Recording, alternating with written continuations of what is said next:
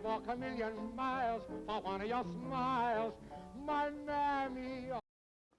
A History of Mother's Day by Gila Zalin, read by Gila Zalin.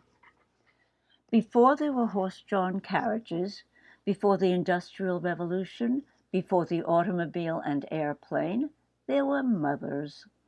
Without mothers, there would be nobody. Recognizing this amazing truth, President Woodrow Wilson on May 8, 1914, signed a joint resolution designating the second Sunday in May as Mother's Day, and without embarrassment asked that we all honor our mothers. But Wilson was not the father of Mother's Day, not by any means. Actually, the Greeks got there first, and that was way before those horse-drawn carriages. Of course, they didn't celebrate earthly mothers. The world wasn't ready for that yet. They celebrated goddesses who were the mothers of deities. Oh well, at least it was a start. I'm not sure if those goddesses gave birth the way the humans do, with labor pains and things like that. If you're interested, you probably could get that information on the internet. Then came the Romans. They sort of took up where the Greeks left off by honoring not all goddess mothers, but one in particular, Cybele, a goddess who mothered a god or two.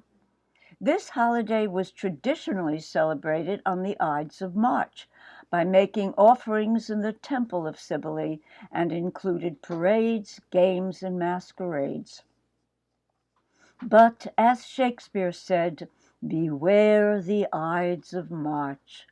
It seems that the followers of Cybele were banished from Rome because their celebrations were a little too raucous. The early Christians, too, celebrated Mother's Day. On the fourth Sunday of Lent, they celebrated in honor of the Virgin Mary, the mother of Christ. However, leave it to the English to bring it all down to earth. Somewhere in the 1600s, they expanded the holiday to include all mothers, and they called it Mothering Sunday. Mothering Sunday was celebrated in other countries as well, but by the 19th century the custom died out almost completely. Well, not completely. At least not in America, where in the early 1870s, Julia Ward Howe, the writer of the Battle Hymn of the Republic, if any of you remember that, strongly suggested an official celebration of Mother's Day in the U.S. She thought the official day should be dedicated to peace, but the actual credit for the creation of the official Mother's Day celebration goes to Anna Jarvis. It was her mother who was the true inspiration. Anna Reeves Jarvis, her mother, was an activist and social worker and often expressed her desire to pay tribute to all mothers. And at her death in 1905, Anna vowed to make her mother's wish come true.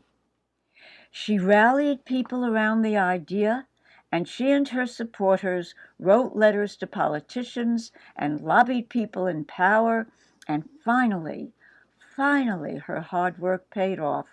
And by 1911, Mother's Day was being celebrated in almost every state of the Union. And so it was that President Wilson had no choice but to sign the joint resolution on May 8, 1914, that named the second Sunday in May as a national holiday known as Mother's Day. And what we have learned from all this is that hard work pays off. Today, Mother's Day is celebrated in several countries around the world. People take the day as an opportunity to pay tribute to their mothers and thank them for all their love and support. In fact, they found that telephone calls are at a maximum on Mother's Day throughout much of the world. So nice. People call their mothers, although they may be thousands of miles away. A wonderful tradition.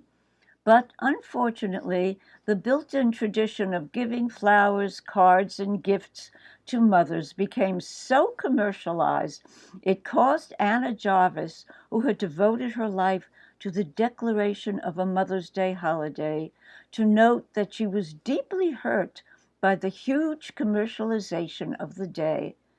Can you imagine how Julia Ward Howe might have felt? She wanted the day to be dedicated to love and peace. Oh well, the course of true love never did run smooth. I'd walk a million miles for one of your smiles, my Mary.